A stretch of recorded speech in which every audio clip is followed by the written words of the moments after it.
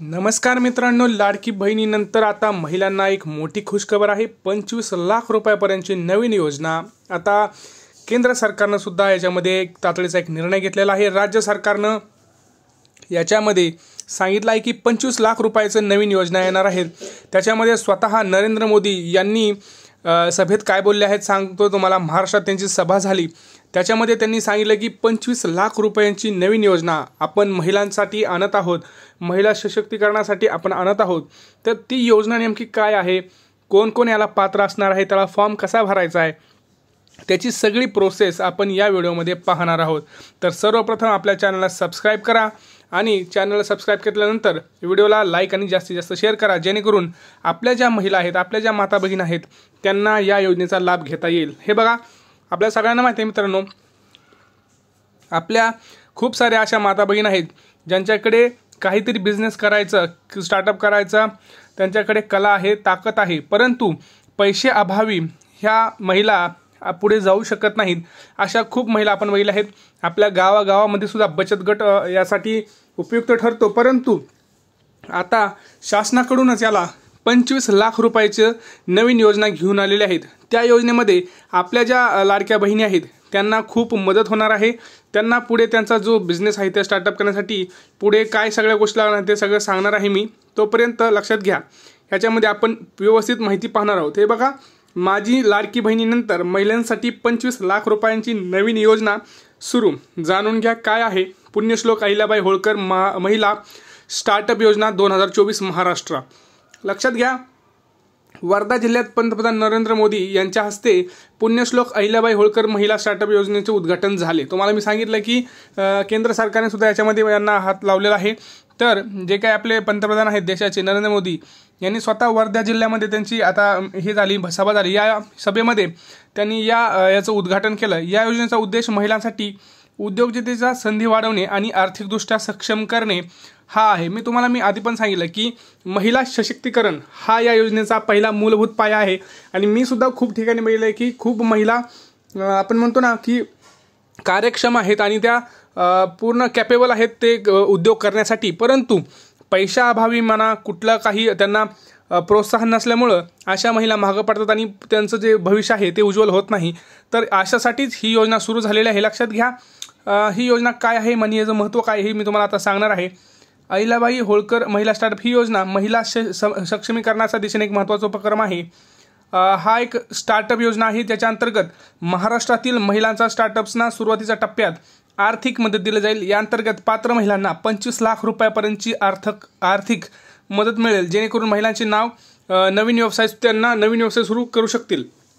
आता ज्या महिलांना नवीन व्यवसाय सुरू करायचा आहे त्यांचा काही जणांचा व्यवसाय आहे, आता यासाठी काय अटी आहेत त्या सगळ्या आपण बघणार आहोत।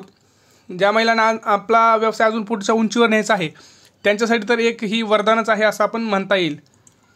लक्षात घ्या, पुण्यश्लोक अहिल्याबाई होळकर महिला स्टार्टअप योजनेअंतर्गत एकूण तरतुदीपैकी 25% मागासवर्गीय आणि आर्थिकदृष्ट्या दुर्बल घटकातील महिलांसाठी राखीव ठेवण्यात आलेले आहेत। यामुळे समाजातील प्रत्येक घटकातील महिला या योजनेचा लाभ घेता येईल आणि त्यांचा स्वतःचा व्यवसाय सुरू करण्याची अडचण येणार नाही। सगळ्या प्रकारच्या याच्यामध्ये कुठलीही कास्टची गरज नाही, सगळ्या कास्टच्या महिला याच्यामध्ये इलिजिबल आहेत। लक्षात घ्या, पहिलं लक्षात घ्या योजनेची पात्रता काय।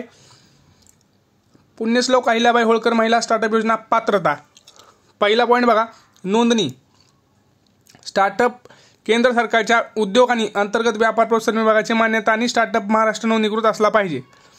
तुमचं जे काही तुमचा व्यवसाय तुम्ही चालू करणार आहात किंवा केलेला आहे त्याचा रजिस्ट्रेशन नंबर असतो बघा, एक कुठला पण एक उद्योग चालू केला असतो त्याचा रजिस्ट्रेशन नंबर असतो, तो तुम्हाला त्याचं प्रमाणपत्र काढून घ्यायचं। लक्षात घ्या, आपण कुठलीही सरकारी योजना असू द्या किंवा बँकेचं काम असू द्या, तुम्हाला जर एखादा बिझनेस चालू करायचा असेल तर आपण व्यवस्थित स्टेप बाय स्टेप जायचं असतं। तर पहिलं स्टेप कधी पण लक्षात घ्या, तुम्ही तुमचं जे बिझनेस चालू करता त्यावेळेस तुम्ही नोंदणी करणं खूप गरजेचं असतं। GST नंबर वगैरे सगळं भेटतं, त्याच्यामध्ये सगळं रजिस्ट्रेशन करणं तुम्हाला खूप गरजेचं असतं, ते पहिलं तुमच्याकडे पाहिजे। दुसरं म्हणजे महिलांचा हिस्सा। स्टार्टअपमध्ये महिला संस्थापक किंवा सहसंस्थापकाचा किमान 51% हिस्सा असला पाहिजे। आता माझं तर असं म्हणणं आहे, जर आपण एखादा उद्योग चालू करत आहोत महिला, तर तुम्ही 100% मालक असणं गरजेचं आहे त्याचं, असं मला वाटतं। परंतु ह्यांनी तर फक्त 50%च 51%च अट धरलेली आहे। 51% हिस्सा म्हणजे पार्टनर्स असले पाहिजेत। पुढचे बघा, कालावधी। महिलांच्या नेतृत्वाखाली स्टार्टअप किमान 1 वर्षापासून कार्यरत असायला हवा। आता लक्षात घ्या, तुम्ही आज जर चालू केला तर आजच्या आज तुम्ही 25 लाखासाठी इलिजिबल राहणार नाही, परंतु पुढच्या वर्षी मात्र ह्याच 1 वर्षानंतर तुम्ही या योजनेसाठी पात्र व्हाल। परंतु ज्या माझ्या माता भगिनी ऑलरेडी व्यवसाय करत आहेत 1 वर्षापासून, तर त्यांना लगेच आजपासून सुद्धा ह्या योजनेचा फॉर्म तुम्हाला भरता येईल आणि लगेच तुम्हाला 25 लाख रुपयापर्यंतचं लोनसुद्धा त्यांच्याकडून म्हणजे योजना जी आहेत ते सुद्धा घेता येईल। लक्षात घ्या, ज्या माझ्या महिला आहेत, माझ्या माता भगिनी आहेत, ज्यांना नवीन व्यवसाय सुरू करायचा आहे त्यासुद्धा करू शकतात, परंतु त्यांना 1 वर्ष स्वतः चालवावं लागेल। लक्षात आलं? 1 वर्ष चालवल्यानंतर मग तुम्हाला पुढचं ते तुम्हाला या योजनेसाठी तुम्ही पात्र व्हाल आणि तुमचा 51% ह्याच्यामध्ये हिस्सा असला पाहिजे, रजिस्ट्रेशन असलं पाहिजे। पुढचं बघा, वार्षिक उलाढाल या सुरुवातीच्या काळात स्टार्टअपची 10 लाख ते 10 कोटी रुपयांच्या दरम्यान असली पाहिजे। आता तुम्ही म्हणाल एवढी का? हो, कारण तुम्हाला 25 लाख रुपये द्यायचे आहेत मित्रांनो, तर तुमचं उलाढाल देखील तेवढंच असलं पाहिजे। आणि तुम्हाला माहिती आहे बिझनेसमध्ये 10 लाख रुपये म्हणजे काहीच उलाढाल नाही, आरामात आपण उलाढाल करू शकतो। आता दुग्ध व्यवसाय जरी घेतला, कुठला स्टार्टअप योजना जरी घेतली किंवा काही जरी घेतलं तरी आपण 1 म्हैस जरी घेतली तरी मित्रांनो 1 लाख रुपये म्हशीची किंमत आहे, 10 म्हशी सुद्धा 10 लाख रुपये होतं। तर दुग्ध व्यवसाय जरी तुम्ही टाकला किंवा कुठलं तुमचं स्वतःचा जे काही व्यवसाय असेल, गिरणी असेल किंवा हे काही असेल तुमचं स्टार्टअप योजना किंवा मोठी काही स्टार्टअप असेल ज्याच्यामध्ये महिलांना अजून तुम्ही काम देत असाल, तर त्याच्यामध्ये सुद्धा तुमचं 10 लाख रुपये कमीत कमी इन्व्हेस्टमेंट असणं गरजेचं आहे। उलाढाल म्हणजे देवाणघेवाण पूर्ण आलं याच्यात, तुम्ही फक्त पैसे नाही तर सगळंच तुमचं सगळंच याच्यामध्ये उलाढाल आली।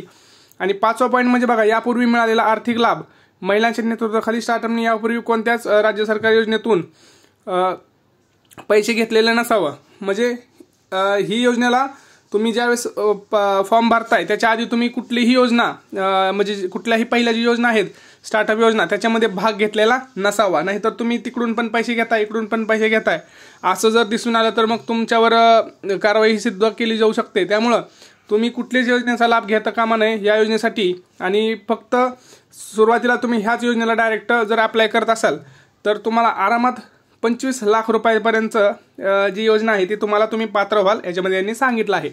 पुढे बघा, स्टार्टअप योजनेचा अर्ज प्रक्रिया काय आहे। महिला स्टार्टअप योजनेचा लाभ घेण्यासाठी इच्छुक असणारे लाभार्थी यांच्यासाठी वेबसाईट आहे बघा www.msins.in, यावर जाऊन तुम्ही ऑनलाईन अर्ज करू शकता आणि अर्ज प्रक्रिया पूर्णपणे मोफत आहे, जेणेकरून अधिकाधिक महिला या योजनेचा लाभ घेता येतील। अर्ज केल्यानंतर योग्य निवड प्रक्रियेद्वारे स्टार्टअप्सना आर्थिक सहाय्य सुद्धा प्रदान केले जाईल।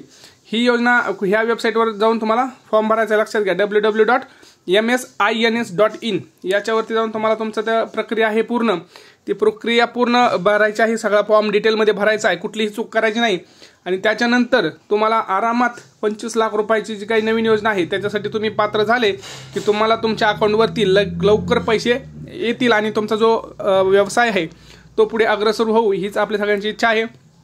आता लक्षात घ्या, ज्या महिलांना याची गरज आहे त्यांना पटकन हा व्हिडिओ शेअर करा, आपल्या व्हिडिओला जास्तीत जास्त शेअर करत जा, चॅनलला पटकन सबस्क्राईब करून ठेवा, कारण नवीन व्हिडिओसाठी आपल्याला आपल्या चॅनलला सबस्क्राईब ठेवणं गरजेचं आहे, जेणेकरून तुम्हाला लगेच नवीन योजनाचं अपडेट तुमच्यापर्यंत पोहोचावं। भेटूया पुढच्या व्हिडिओमध्ये, तोपर्यंत जय महाराष्ट्र।